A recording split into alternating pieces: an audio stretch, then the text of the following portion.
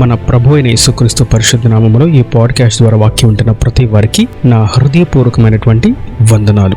దేవుడు మిమ్మను దీవించునుగాక. రోమీలకు రాసిన పత్రిక 7వ అధ్యాయము 9వ వచనం, ఒకప్పుడు నేను ధర్మశాస్త్రము లేకుండా జీవించుచుంటుని, కానీ ఆజ్ఞ వచ్చినప్పుడు పాపమునకు మరలా జీవము వచ్చెను, నేనైతే చనిపోతుని. చదివిన వాక్య భాగంలో అపోస్తలుడైనటువంటి పౌలు రోమాలో ఉన్నటువంటి సంఘానికి రాస్తూ ఒక విషయాన్ని తెలియజేస్తున్నాడు. ఒకప్పుడు నేను ధర్మశాస్త్రం లేకుండా జీవించాను, అయితే ఆజ్ఞ వచ్చి పాపానికి జీవాన్ని తీసుకొచ్చింది, నేనైతే మరణించి ఉన్నాను, చనిపోయిన వాని వలె ఉన్నాను అని చెప్తున్నాడు. ధర్మశాస్త్రం రాకమునుపు పాపమునకు జీవం లేదు. నరుడు ఎటువంటి పాపము చేసినా అది పాపము, ఇలా చేయకూడదు, ఇది తప్పు అని చెప్పే ఏ మనుషుడు, ఏ శాస్త్రము, ఏ పుస్తకము లేనే లేదు, ఏ అధికారము లేనే లేదు. అయితే ధర్మశాస్త్రాన్ని దేవుడు ఎప్పుడైతే ఇచ్చాడో, ఆది కాండము, నిర్గమకాండము, సంఖ్యాకాండము, లేవియాకాండము, ద్వితీయోపదేశ కాండం, ఈ కాండాల ద్వారా దేవుడు తన ఆజ్ఞలను, కట్టడలను, విధులను జనులకు అనుగ్రహించాడు. ఈ 5 పుస్తకాలు కలిపి ధర్మశాస్త్ర గ్రంథం. ఈ ధర్మశాస్త్రమందు ప్రభు ప్రతి పాపాన్ని గురించి మాట్లాడారు, మరియు వాటిని మీరు తప్పించుకోవాలంటే మీరు ఎలా జీవించాలి అని కూడా ఆయన తెలియచేశారు. కనుక ధర్మశాస్త్రం ఎప్పుడైతే మనుషులలోకి వచ్చిందో అప్పుడు ఇది పాపం అన్న సంగతి మనుషులకు అర్థమైంది. ఏదైనా తోటలో మంచి చెడులు వివేకమిచ్చు చెట్టు లేకపోతే అసలు ఆదాము అవ్వ మనుషులు పాపంలో పడిపోవడానికి కారణమే వచ్చి ఉండేది కాదు. కానీ ఎప్పుడైతే ఆ చెట్టు ఆ ఏదైనా తోటలో ఒక అలంకరింపబడినటువంటి వృక్షముగా ఉన్నదో, ఆ చెట్టు ఫలము ఎప్పుడైతే వీరు తాకారో, తిన్నారో, భుజించారో, నాడే వారికి పాపం కలిగినది, నాడే వారికి ఒక ధర్మశాస్త్రం అనుగ్రహించబడినది. దానిని వారు మితిమీరి మతి తప్పి అధిరోహించడం చేత వారు మరణాన్ని కొని తెచ్చుకున్నారు. ఏదైనా తోటలో ఆ మంచి చెడులు వివేకమిచ్చు ఫలము లేనంత వరకు ఆదాము అవ్వలకు పాపం అంటే ఏమిటో తెలియదు. కానీ ఎప్పుడైతే ఆ చెట్టు వారి మధ్యకు వచ్చిందో, ఇది చేయొద్దు అని ప్రభు చిన్న మాటను వారికి సెలవిచ్చారు, కానీ వారు దాన్ని అదుపు తప్పి చేసి ఉండటం చేత మరణానికి, పాపానికి జీవము కలిగింది. ఇక్కడ కూడా అపోస్తలుడైనటువంటి పౌలు ఒక మాటను సెలవిస్తున్నారు. ధర్మశాస్త్రం రాకమునుపు చాలా మంది జనులు, ప్రపంచ జనాభా అంతా పాపం అంటే ఏంటో తెలియక పాపంలోనే జీవించారు. అయితే ఇది పాపము అని చెప్పే అధికారము, శాస్త్రము గాని, ఆజ్ఞ గాని ఏది లేకపోవడం చేత అయితే ధర్మశాస్త్రాన్ని ప్రభు అనుగ్రహించారు. వ్యభిచారము, అబద్ధము, మోసము, అన్యాయము, నరహత్య, దొంగతనము, విగ్రహారాధన, ఇవన్నీ పాపాలు. పెద్దల ఎదుట అగౌరవంగా ప్రవర్తించడం, అల్లరితో కూడినటువంటి ఆటపాటలు, వ్యంగ్యపు మాటలు, మద్యపానము, మాదక ద్రవ్యాలు, ఇవన్నీ పాపమని ప్రభు ధర్మశాస్త్రం ద్వారా మనిషికి అనుగ్రహించినప్పుడు ఇప్పుడు ఇవి చేయుట చేత పాపానికి జీవం కలుగుతుంది. ఒకవేళ అవి చేయకుండా ఉన్నట్లయితే పాపమునకు జీవం లేనేలేదు. అందుకే ఇక్కడ రాయబడి ఉన్నటువంటి మాట 8వ వచనంలో, పాపము ఆజ్ఞను హేతువు చేసుకొని. చూసారా, పాపానికి ఏ బలము లేదు, ఏ శక్తి లేదు. కానీ ఆజ్ఞ ఎప్పుడైతే వచ్చిందో పాపానికి శక్తి వచ్చింది. ఇప్పుడు నన్ను చేయకూడదు అని చెప్తున్నారు గనుక నన్ను చేస్తే వారికి పాపము తగులుతుంది, నాకు శక్తి వచ్చింది అని పాపం ఆజ్ఞను హేతువు చేసుకుని మనుషులను పాపములో పడవేస్తుంది. అయితే నేడు మనం గుర్తించవలసినటువంటి అతి ముఖ్యమైనటువంటి పాఠ్యం ఏదనగా, పౌలు ఒకప్పుడు నేను ధర్మశాస్త్రం లేకుండా జీవించుంటుని, ఇప్పుడైతే ధర్మశాస్త్రం నా ఎద్దుకు వచ్చింది ఆజ్ఞ రూపంలో, కనుక నేనైతే చనిపోతుని. ఈ భూమి మీద క్రీస్తును అంగీకరించినటువంటి జనలముగా మనము జరిగించవలసినటువంటి ఒక క్రియ ఏదనగా, మనము చనిపోయిన వారము. దేని విషయంలో చనిపోయిన వారము? పాపము విషయంలో చనిపోయిన వారము. ఇక్కడ మనం చూసినట్లయితే అపోస్తలుడైనటువంటి పౌలు ఇంకా మరణించలేదు, తను సేవ కొనసాగిస్తూ ఉన్నాడు, ఇంకా అనేకమైనటువంటి ప్రాంతాలకు వెళ్తూ కూడా ఉన్నాడు. కానీ అతను ఇంకా చనిపోలేదు. కానీ అంటున్నాడు నేనైతే చనిపోతుని అని. దాని అర్థం తాను శరీర రీతిగా చనిపోలేదు, కానీ పాప విషయంలో చనిపోయాడు. నేడు మనము కూడా ధర్మశాస్త్రానికి మించినటువంటి లోతైన ధర్మశాస్త్రం, క్రొత్త నిబంధన మనకు అనుగ్రహించబడినది. నరహత్య చేయకూడదు అని ధర్మశాస్త్రం సెలవిస్తుంది. నీవు నీ సహోదరుని ద్వేషించినా, కలహపడినా, కోపపడినా నువ్వు నరహత్య చేసినట్లే అని క్రొత్త నిబంధన తెలియజేస్తుంది. నువ్వు వ్యభిచారము చేస్తే పాపము అని ధర్మశాస్త్రము తెలియజేస్తుంటే, నీవు ఒక స్త్రీని గాని పురుషుని గాని మోహపు చూపుతో చూస్తేనే అప్పుడే నీవు వ్యభిచారకుడివి, వ్యభిచారము చేసిన జానవు అని క్రొత్త నిబంధన తెలియజేస్తుంది. అనగా పాపాన్ని కొంచెం లోతుకు తీసుకువెళ్ళి ఇది కూడా పాపమే అని మనకు తెలియజేస్తున్నాడు ప్రభు. ఈ సన్నివేశాల్లో మనం చనిపోవాలి. ఎట్లా చనిపోవాలనగా లోతుకు వెళ్ళి మనం చనిపోవాలి. ఒక విత్తనం మట్టి మీద వేస్తే ఎదగదు. దాన్ని త్రవ్వి లోతుగా పాతి దాని మీద మట్టిని వేసినప్పుడే అది ఫలభరితంగా వికసిస్తుంది.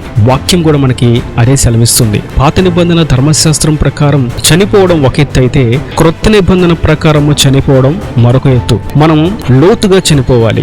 దొంగతనం చేస్తేనే పాపం అనే స్థాయిలో నుండి దొంగతనము చెయ్యాలి అనేటువంటి ఆలోచన వస్తేనే పాపం అనే స్థాయిలోకి మనం ఎదగాలి. అనగా పాపం యొక్క లోతును మనం గ్రహించిన వారంగా ఉండాలి. అప్పుడే మనం ఆజ్ఞను 100% అనుసరిస్తున్న వారంగా దేవుని దృష్టికి కనబడతాం. పౌలు గొప్ప సేవ చేస్తున్నాడు. సమర్పణ కలిగి సేవ చేస్తున్నాడు. దేవుని దర్శనానికి అనుకూలంగా సేవ చేస్తున్నాడు. సమస్తమును విడిచిపెట్టి సేవ చేస్తూ ఉండగా అతను అంటున్నాడు, నేను చనిపోతుని, పాపము విషయమై నేను చనిపోయాను కాబట్టే నేను క్రీస్తు కొరకు సజీవుడినై సేవ చేయగలుగుతున్నాను. నా కొరకు జీవ కిరీటము దాచబడి ఉన్నది, నిత్య జీవములకు నేను వారసుని కాబోతున్నాను అని ధైర్యంగా చెప్పగలుగుతున్నాడు. మనము నేడు అట్టి ఆత్మీయ సత్యాన్ని ఎరిగి ఆత్మ వైరాగ్యమును కలిగిన వారంగా, పాపం విషయమై మనమును మరణించిన వారంగా, చనిపోయిన వారంగా, క్రీస్తులో మనం నూతన జన్మను కలిగిన వారంగా, నిత్య రాజ్యానికి వారసులుగా మార్చబడే విధంగా జీవ మార్గంలో కొనసాగు వారంగా మనము నిలబడాలి. లోకమంతా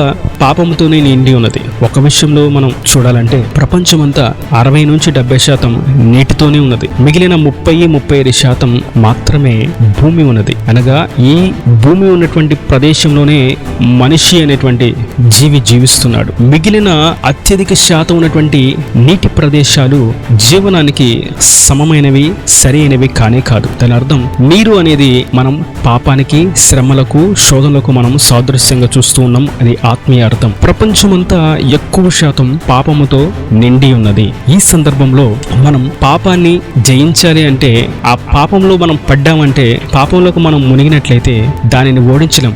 సముద్రాన్ని నేను జయిస్తాను అని, నదిని నేను ఓడిస్తాను అని, సరస్సు నేను అధిరోహిస్తానని ఎవరన్నా దూకితే ఖచ్చితంగా దాని కౌగిట నలపబడవలసిన వారుగాను, దాని నోటికి ఆహుతి కావలసిన వారుగాను మిగిలిపోతారు. కాబట్టి నీటితో ఎవరు యుద్ధము చేయలేరు. పాపమును జయించాలి అని అనగా పాపంతో మనం పోరాడాలి. దాని అర్థం పాపంలో మనం మరణించాలి. వ్యభిచారం నేను చెయ్యను అని, డ్రగ్స్ నేను తీసుకోని అని చెప్పడం మట్టు కాదు, కానీ డ్రగ్స్ తీసుకునే విషయంలో మనము చచ్చిన వారంగా ఉండాలి. అప్పుడు మన చుట్టూ ఉన్నవారు డ్రగ్స్ తీసుకుంటున్నా, సిగరెట్ తాగుతున్నా, మందు తాగుతున్నా, వ్యభిచారం చేస్తున్నా, దొంగతనం చేస్తున్నా, అబద్ధాలాడుతున్నా, మోసము చేత వారి గృహాలను ధనముతో నింపుకుంటూ ఉన్నా, అన్యాయము చేసి మంచి లాభాన్ని సంపాదిస్తూ ఉన్నప్పటికీ అటువంటి వాంఛ, కోరిక, ఆలోచన మనకు మాత్రం రాదు. కారణం మనము చచ్చిన వారం వలె ఉండడం చేత. పాపం విషయమై నేడు మనం మరణించాలి. సంవత్సరములు గడుస్తూ ఉండగా దేవుని రాకడ దగ్గరగా ఉందని మనకు అర్థమవుతుంది. దేవుని రాకడ దగ్గరగా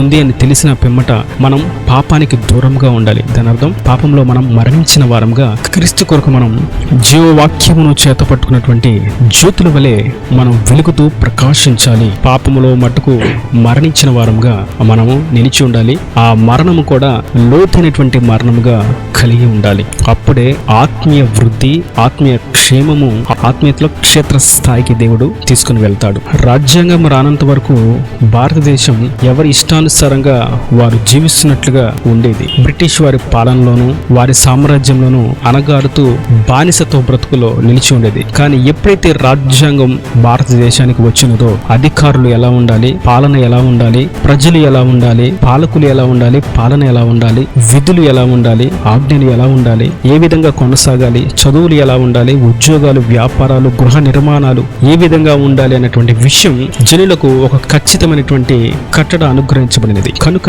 రాజ్యాంగం రాకముందు వరకు ఎక్కడ పడితే అక్కడ ఇల్లు కట్టుకోవచ్చు, ఎక్కడ పడితే అక్కడ పాపాలు చేయడానికి ఆస్కారం ఉండి ఉండొచ్చు. అయితే రాజ్యాంగం వచ్చిన తర్వాత మనుషులకు హాని చేసేటువంటి క్రియలు, సమాజానికి కీడు చేసేటువంటి క్రియలు చేయకుండా ఎక్కడ పడితే అక్కడ ఇది నా స్వాస్థ్యం అని ఎవరు పడితే వారు చెప్పకుండా ఉండినట్లు రాజ్యాంగం అక్కడ నిలబడి ఉన్నది. కనుక ధర్మశాస్త్రం రాకమునుపు వరకు, అనగా ఆజ్ఞ అనేది చెప్పబడక మునుపు వరకు పాపానికి శక్తి లేదు. కానీ ఆజ్ఞ వచ్చింది కనుక పాపానికి శక్తి వచ్చింది. దాని విషయంలో మనం మరణించిన వారంగా ఉన్నప్పుడే దానిని ఓడించగలుగుతాం, దానిని అధిరోహించగలుగుతాం, మన పాదాల క్రింద తొక్కగలుగుతాం, ఆ పాపం మీద మనం నడవగలుగుతాం. ఈ నా దేవుని మాటలు ప్రతి మన హృదయంలో నీటి ఫలింపు చేయను గాక. ఆమేన్. God bless you. తలలో వంచి కళ్ళలో మూసేట మీ కొరకు చిన్న ప్రార్థన. ప్రేమ స్వరూపీకరణ కటాక్షం తండ్రి, నా ప్రభు వాక్యం అన్న ప్రతి ఒక్క బిడ్డను మీ కృపతో జ్ఞాపకం చేసుకుని అలాగే దీవించండి. ఆయన మాట్లాడిన ప్రతి అమూల్యమైనటువంటి మాటను బట్టి మీకు పొందాలని, వాక్యం ప్రతి ఒక్క బిడ్డని పాపం విషయంలో మరణించిన వారుగా, నీ యందు జీవించువారుగా, లోతైనటువంటి పాపపు మరణాన్ని కలుగు చేసి చూపులు, తలంపులు, ఆలోచనలో సమస్త విషయంలో పాపాన్ని జయించువారుగా, పాపం విషయంలో మరణించువారుగా కృపణ దయచేయండి. ఇకను పరిశుద్ధాత్మ శక్తి చేత నూతనమైనటువంటి అనుభవంలోకి, ఆధ్యాత్మిక వృద్ధిలోనికి మీరు ప్రతి వారిని తీసుకుని వచ్చి క్షేత్ర స్థాయిలో ప్రతి వారిని ఆశీర్వాదకరంగా, దీవెనకరంగా నిలబెట్టమని, రాగల రాజ్యానికి సిద్ధపరచమని యేసు పరిశుద్ధ నామమున ప్రార్థించి పెట్టుకుంటున్నాను తండ్రి. ఆమేన్. ఆమేన్.